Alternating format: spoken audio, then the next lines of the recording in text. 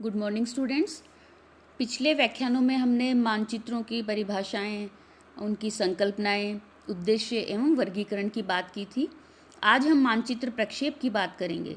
जैसा कि आप सभी जानते हैं, पृथ्वी का आकार अत्यधिक विशालकाय है और इस विशालकाय पृथ्वी या इसके किसी भाग का भौगोलिक अध्ययन करने के लिए हम मानचित्र निर्माण करते हैं। जैसा कि आप सभी जानते हैं कि पृथ्वी का आकार जो है वो गोलाकार है, जिसे मानचित्रों के द्वारा हम समतल सतह पर प्रदर्शित करते हैं। अतः समस्त पृथ्वी अथवा उसके किसी बड़े भाग का मानचित्र बनाने के लिए सर्वप्रथम प्रकाश या गणितीय विधियों की सहायता से ग्लोब के अक्षांश और देशांतरीय रेखा जाल को किसी हम समतल सतह पर बनाते हैं। यानी ग्लोब के ऊपर हम पहले अक्षांश देशांतर जो है वो बनाएंगे और उस अक्षांश और देशांतरीय रेखा जाल को हम किसके ऊपर उतारेंगे? समतल सतह या कागज के ऊपर उतारते हैं। उसके बाद ग्लोब के ऊपर जो भी हमारा भाग है, देश है, महाद्वीप है, जिसको हमें कागज के ऊपर उतारना है, तो जैसी सूचना या जैसी आकृति हमारी ग्लोब के ऊपर है, वैसी की वैसी आकृति हम कागज के ऊपर स्थानांतरित कर देते हैं। अर्थात समतल सतह पर बनाया गया अक्षांश और देशांतर रेखाओं का यह रेखाजाल मानचित्र प्रक्षेप कहलाता है। इसके साथ ही अब हम बात करते हैं प्रक्षेप शब्द जो है, ये प्रक्षेप शब्द जो है इसका शाब्दिक अर्थ क्या है। प्रक्षेप का शाब्दिक अर्थ है किसी पारदर्शी फिल्म या कागज पर बनी आकृति को प्रकाश की सहायता से दीवार या कपड़े पर उतारना या दिखाना। यानी किसी भी पारदर्शी ट्रांसपेरेंट स्लाइड के ऊपर कोई इमेज बनी हुई है और उसके ऊपर हम लाइट डालते हैं तो वो इमेज हमें सामने दीवार के ऊपर या कपड़े के ऊपर नज़र आएगी, तो वो क्या कहलाएगा? प्रक्षेप कहलाएगा। या ये मेथड जो है ये क्या कहलाएगा? प्रक्षेप। जैसे हम मूवी देखते हैं, मूवी के अंदर रील चल रही होती है, रील के ऊपर प्रोजेक्टर के द्वारा प्रकाश डाला जाता है और हमें आगे पर्दे के ऊपर सारी मूवी नज़र आती है। ठीक यही क्रिया हम मानचित्र प्रक्षेपों के अंदर करते हैं। तो मानचित्र प्रक्षेप जो हैं ये दो तरीके से बनाए जाते हैं, एक तो प्रकाश की सहायता से, दूसरा गणितीय विधियों की सहायता से। अब हम बात करें प्रक्षेपों की विभिन्न विद्वानों द्वारा दी गई परिभाषाओं की। तो सबसे पहले हम बात करें इरविन रेस की। इनके अनुसार अक्षांश वृत्तों तथा याम्योत्तरों का ऐसा व्यवस्थित क्रम जिस पर मानचित्र बनाया जा सके प्रक्षेप कहलाता है। यानी अक्षांश और देशांतरों का एक सिस्टमेटिक क्रम, जिसमें जितना किसी का भी देश का मानचित्र बनाना है तो उसका अक्षांशीय विस्तार और देशांतरीय विस्तार और वो हमें पूर्णतः ज्ञात है, तो उसके ऊपर हम मानचित्र प्रक्षेप बना सकते हैं। तो मेन जो हमारा बेसिक रिक्वायरमेंट जो है वो क्या है?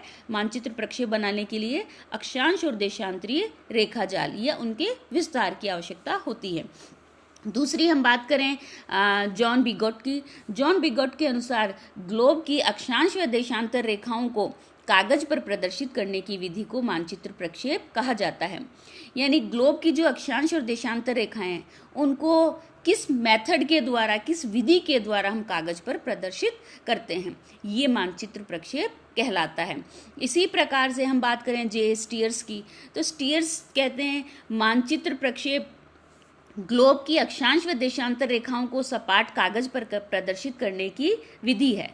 यानी मानचित्र प्रक्षेप के द्वारा हम ग्लोब की जो भी अक्षांश और देशांतर रेखाएं जो हैं उनको हम सपाट कागज के ऊपर प्रदर्शित करते हैं। तो कुल मिला के हम बात करें तो प्रक्षेप धरातल को समतल सतह पर प्रक्षेपित करने की क्रिया का नाम है। जैसा कि आप सभी जानते हैं, पृथ्वी गोलाब आकृति की है और इस पर विभिन्न स्थानों की सापेक्षिक स्थिति के निर्धारण हेतु जो भी अक्षांश और देशांतर वृत्त जो हैं इनके वृत्तों के जाल को समतल कागज या सतह पर प्रदर्शित करने की विधि जो है वो क्या कहलाती है?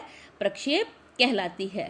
अर्थात पृथ्वी के ग्लोबीय तल पर स्थित अक्षांश और देशांतर वृत्तों के काल्पनिक रेखाजाल को पूर्ण या आंशिक रूप में एक निश्चित मापक एवं विधि के अनुसार किसी समतल सतह या कागज पर प्रदर्शित करने की क्रिया प्रक्षेप कहलाती है। यानी गोलाकार पृथ्वी के जो अक्षांश और देशांतर जो हैं उनको हम एक निश्चित विधि, निश्चित मापनी के अनुसार हम कागज के ऊपर या समतल सतह पर प्रक्षेपित करते हैं या उतारते हैं, तो ये क्रिया मानचित्र प्रक्षेप कहलाती है। अब हम बात करते हैं मानचित्र प्रक्षेपों की आवश्यकता। मानचित्र प्रक्षेपों की आवश्यकता में सबसे पहले हम देखें पृथ्वी के आकार की। पृथ्वी के आकार को वैसे तो आम भाषा में गोल माना जाता है, लेकिन पृथ्वी का आकार जो है वो पूर्ण रूप से गोल नहीं है। पृथ्वी जो है वो ध्रुवों पे से चपटी है, अर्थात पृथ्वी की आकृति को हम कहें तो ये ऑब्लेट इलिप्सॉइड या ऑब्लेट स्फीरॉइड, या एक तरह से कहें हम चपटा दीर्घवृत्त या चपटा गोलाब भी इसको कह सकते हो, या जियोइड आकृति भी कहा जाता है। तो पृथ्वी जो है ये ध्रुवों पे से जो है चपटी है। इसके लिए हम देखते हैं पृथ्वी के अक्षा इक्वेटोरियल और पोलर डायमीटर को देखते हैं। तो इसमें हम देखें तो इस मानचित्र के अंदर आपको नज़र आएगा ये हिस्सा जो है नॉर्थ पोल को, ये हिस्सा साउथ पोल को प्रदर्शित कर रहा है। इन दोनों को मिलाने वाली रेखा जो है पोलर डायमीटर कहलाती है, या ध्रुवीय व्यास हम कहते हैं इसको। तो इस ध्रुवीय व्यास की लंबाई आपको नज़र आ रही है 12,714 किलोमीटर, यानी पृथ्वी का उत्तर से दक्षिण तक जो विस्तार है या जो लंबाई है ये है 12,714 किलोमीटर। इसी प्रकार से हम इक्वेटोरियल डायमीटर की बात करें तो यह विषुवत रेखीय जो व्यास है ये है 12,757 किलोमीटर।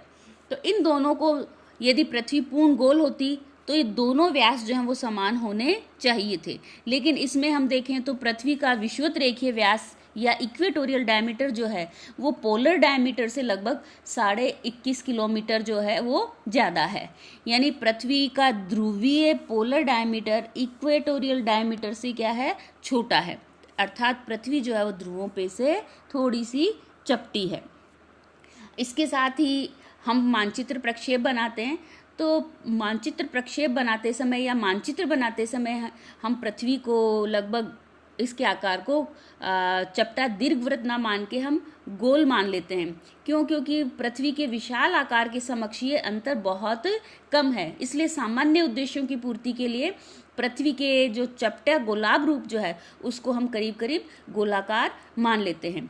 अब हम बात करें पृथ्वी के यथार्थ चित्रण की, तो पृथ्वी का यथार्थ चित्रण या पृथ्वी का एक्चुअल जो आकृति है, पृथ्वी की जो एक्चुअल आकृति है ये केवल ग्लोब के द्वारा ही प्रदर्शित कर सकते हैं। एक तरह से हम कहें तो पृथ्वी का लघु रूप जो है वो क्या है, ग्लोब है।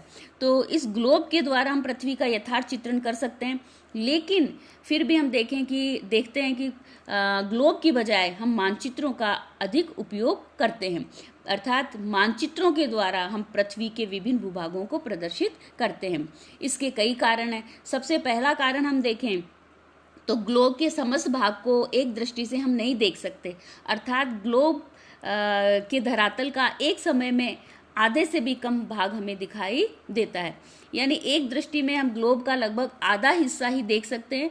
दूसरा पीछे वाला हिस्सा देखने के लिए हमें ग्लोब को क्या करना पड़ेगा, रोटेट करना पड़ेगा।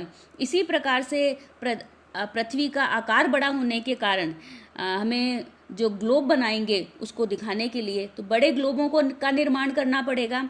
तो इसलिए बड़े ग्लोब यदि हमने बना लिए तो उनको एक स्थान से दूसरे स्थान पर ले जाने में कठिनाई होती है, तथा इसी प्रकार से हम कागज के ऊपर उसी स्थान का मानचित्र बनाएं जो हमने जिसके लिए ग्लोब बनाया है तो उसको हम आसानी से मोड़कर रख सकते हैं। तो कहने का मतलब ये है कि ग्लोबों को एक स्थान से दूसरे स्थान पर ले जाने में कठिनाई होती है, जबकि मानचित्रों को हम फोल्ड करके आसानी से कहीं पर भी रख सकते हैं, ले जा सकते हैं। इसी प्रकार से ग्लोब जो हैं वो गोलाकार होते हैं, तो राउंड सरफेस होती है, तो राउंड सरफेस के ऊपर दो स्थानों के बीच की दूरी नापने में कठिनाई होती है, जबकि कागज के ऊपर जैसा कि आप सभी जानते हैं स्केल के द्वारा हम आसानी से नाप सकते हैं दो स्थानों के बीच की दूरियां। इसी प्रकार से पृथ्वी के किसी छोटे भाग को दिखाने के लिए हमें लार्ज स्केल के ऊपर दिखाते हैं तो ग्लोब के आकार के अंदर हमें वृद्धि करनी पड़ेगी। कहने का मतलब है कि बड़े आकार का ग्लोब बनाना पड़ेगा, और अब बड़े आकार का ग्लोब बनाने के लिए हमें टाइम अधिक चाहिए, समय अधिक चाहिए, साथ ही उसका अध्ययन भी जो है वो हम नहीं कर पाएंगे। यानी एक तरह से बात करें तो ग्लोब का प्रयोग जो है वो असंभव हो जाएगा। इसी तरह से मानचित्रों की तुलना में ग्लोब के निर्माण में अधिक धन और समय भी व्यय होता है, इसलिए हम ग्लोब की बजाय मानचित्रों के द्वारा ही पृथ्वी के विभिन्न भागों को प्रदर्शित करते हैं। साथ ही किताबों में आप सभी देखते हैं कि ग्लोबों का प्रयोग नहीं होता, मानचित्रों का ही प्रयोग होता है। तो एक तरह से हम बात करें, पृथ्वी के वास्तविक प्रतिरूप को ग्लोब दिखाता है, लेकिन फिर भी उसकी बजाय हम पृथ्वी के विभिन्न भागों को दिखाने के लिए, अध्ययन करने के लिए समतल सतह पर बने मानचित्र जो है उन्हीं का अधिक प्रयोग करते हैं या उनका निर्माण करते हैं। इस प्रकार से हम देखें तो किसी भी समतल सतह पर मानचित्र बनाने के लिए हमें प्रक्षेप की आवश्यकता होती है। प्रत्येक प्रक्षेप में अक्षांश वृत्तों तथा जो याम्योत्तरों का जाल बनाया जाता है। इस रेखा जाल के खानों में ग्लोब पर अक्षांश वृत्तों और याम्योत्तरों से निर्मित रेखा जाल के विवरण को हम स्थानांतरित कर देते हैं। कहने का मतलब है, ग्लोब के ऊपर जो अक्षांश और देशांतर का जो रेखा जाल है वो हम कागज के ऊपर ट्रांसफर या स्थानांतरित करते हैं। इसी प्रकार से समतल सतह पर बनाया गया कोई भी मानचित्र जो है वो पृथ्वी की जो आकृति है उसका यथार्थ या एक्चुअल चित्रण नहीं करता, क्योंकि पृथ्वी का आकार है त्रिविमीय या 3 डायमेंशनल। मानचित्र जो बनाते हैं वो द्विविमीय यानी 2 डायमेंशनल सरफेस के ऊपर। तो एक तरह से त्रिविमीय पृथ्वी को या 3 डायमेंशनल सरफेस को जब हम 2 डायमेंशनल सरफेस पर बनाएंगे तो जो उसके ऊपर आकृति है वो वैसी जैसी ग्लोब के ऊपर है वैसी नहीं आएगी, उसके अंदर कुछ न कुछ परिवर्तन आ जाएगा। जैसे हम बात करें नारंगी या जब हम संतरे का छिलका उतारते हैं तो उसको बिना काटे बिल्कुल सपाट, उसको बिना काटे फ्लैट नहीं कर सकते, उसको हम सपाट नहीं कर सकते। ठीक उसी प्रकार से हम ये कल्पना करें कि पृथ्वी का गोलाकार आकार का जो ऊपर का भाग है उसको हम जब सपाट पे नीचे फ्लैट करेंगे तो वह बिल्कुल सही नहीं बैठाया जा सकता। तो इसी प्रकार से गोलाकार पृथ्वी का समतल सतह पर विकृति रहित मानचित्रण या चित्रण संभव नहीं है। इस प्रकार कोई भी मानचित्र जो है जितने अधिक बड़े भूभाग को प्रदर्शित करेगा उसमें उतनी ही अधिक विकृति होगी। यानी किसी बड़े भूभाग का हम मानचित्र या बड़ा मानचित्र बनाएंगे उसमें उतनी ही अधिक विकृति मतलब कमियां होंगी। इसी प्रकार से कोई भी मानचित्र प्रक्षेप जो है वो सर्वगुण संपन्न नहीं होता, अर्थात किसी भी मानचित्र प्रक्षेप में सारे गुण एक साथ नहीं ला सकते। अब मान लीजिए हम अपने जो हमारे उद्देश्य होते हैं या हमारी जो रिक्वायरमेंट होती है उसके अनुसार हम मानचित्र प्रक्षेप बनाते हैं। इक्वल एरिया मानचित्र प्रक्षेप बना रहे हैं, यानी क्षेत्रफल दिखाना, शुद्ध क्षेत्रफल दिखाना हमारा मोटिव है, तो उस भूभाग की जिसका भी हम एरिया दिखा रहे हैं उसकी आकृति जो है विकृत हो जाएगी या परिवर्तित हो जाएगी। इसी प्रकार से हमारा मोटिव है आकृति दिखाना। यदि आप आकृति सही दिखा रहे हैं तो आपका एरिया जो है वो परिवर्तित हो जाएगा। इसका लिए मैं स्पष्ट करने के लिए छोटा सा उदाहरण आप लोगों को देना चाहूँगी। विश्व का सभी ने, आप लोगों ने मानचित्र देखा है और इस मानचित्र में ग्रीनलैंड द्वीप जो है उसको, ग्रीनलैंड द्वीप को आपने सभी ने देखा होगा। नहीं देखा तो एक बार देखिए, जब भी आपके पास एटलस हो तो उसमें देखिए। तो ग्रीनलैंड द्वीप जो है वो ऑस्ट्रेलिया महाद्वीप से हमें बड़ा नज़र आता है, जबकि अब वो बड़ा है तो फिर उसको हमने महाद्वीप का दर्जा क्यों नहीं दिया। तो कहने का मतलब है कि जो हमने वो जो वॉल मैप बनाया है, जो मैप है, उसमें हमारा उद्देश्य था आकृति को शुद्ध दिखाना, और जब आकृति शुद्ध दिखा रहे हैं तो एरिया जो है वो शुद्ध नहीं आएगा, तो एरिया परिवर्तित हो जाएगा। तो कहने का मतलब है 3 गुण होते हैं मुख्यतः, समक्षेत्र, यथाकृतिक, शुद्ध दिशा। ये हमारे इन तीनों गुणों में से हम तीनों गुण एक साथ शुद्ध रूप से किसी भी मानचित्र के ऊपर नहीं दिखा सकते। क्यों नहीं दिखा सकते? क्योंकि त्रिविमीय आकार को, गोलाकार सरफेस को हम किसके ऊपर उतार रहे हैं? सपाट सतह के ऊपर उतार रहे हैं। अतः मानचित्र जो भी हम बनाते हैं तो इन मानचित्रों को बनाने का जो भी उद्देश्य है हमारा, उसको ध्यान में रखकर हम मानचित्र प्रक्षेप का चयन करते हैं। यदि हमें आकृति शुद्ध दिखानी है, यानी पूरे विश्व की आकृति यानी महाद्वीपों की शुद्ध आकृति दिखानी है या आकृति दिखानी है, तो हम यथाकृतिक मानचित्र प्रक्षेप का चयन करेंगे। हमें कोई वितरण मानचित्र दिखाना है या ऐसा मानचित्र दिखाना है जिसमें एरिया जो है हमारा शुद्ध रहे, आकृति से हमें नहीं, आकृति को हमें नहीं ध्यान में रखना है, तो हम इक्वल एरिया मानचित्र प्रक्षेप का चयन करेंगे। इसी प्रकार से कोई ऐसा मानचित्र दिखाना है जिसमें हमें शुद्ध दिशाएं चाहिए, जैसे आपको करंट्स दिखानी है, इसके साथ ही विंड्स की डायरेक्शन दिखानी है, तो उसमें हमें डायरेक्शन जो है वो शुद्ध चाहिए। तो ऐसे मानचित्र प्रक्षेप का चयन करेंगे ट्रू डायरेक्शनल के लिए, जिसमें दिशा की शुद्धता रहे। अतः मानचित्र बनाने के लिए सबसे पहली चीज़ हम ध्यान में रखते हैं कि हमारा उद्देश्य क्या है, हमें कौन सी चीज़ चाहिए जिसके लिए मानचित्र प्रक्षेप का हम निर्माण करते हैं।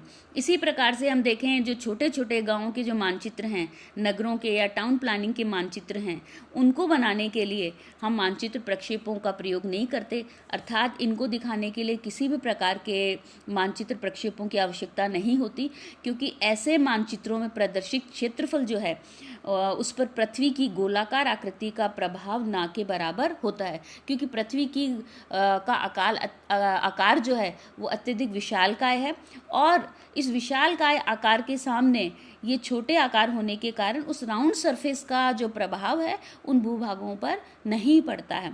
इसलिए हम जो टाउन प्लानिंग के मैप हैं, गांव के मैप हैं, इनके मानचित्र जो बनाते हैं उनमें मानचित्र प्रक्षेप जो है वो नहीं बनाते हैं। अतः खासकर जो बड़े भूभागों को दिखाते हैं या जो स्मॉल स्केल जो मैप्स हैं उनको दिखाने के लिए हम मानचित्र प्रक्षेपों का निर्माण करते हैं। तो मानचित्र प्रक्षेपों का निर्माण करते समय हमें 2-3 चीज़ें भी ध्यान में रखनी होती हैं, किस विधि, उद्देश्य और हमारी मापनी, इन सब को ध्यान में रखकर मानचित्र प्रक्षेपों का निर्माण किया जाता है। आज हमने मानचित्र प्रक्षेप की आवश्यकता क्यों होती है और इसकी परिभाषा की बात की। अगले व्याख्यान में हम मानचित्रों का जो संक्षिप्त इतिहास है और अक्षांश और देशांतर रेखाओं की बात करेंगे। धन्यवाद।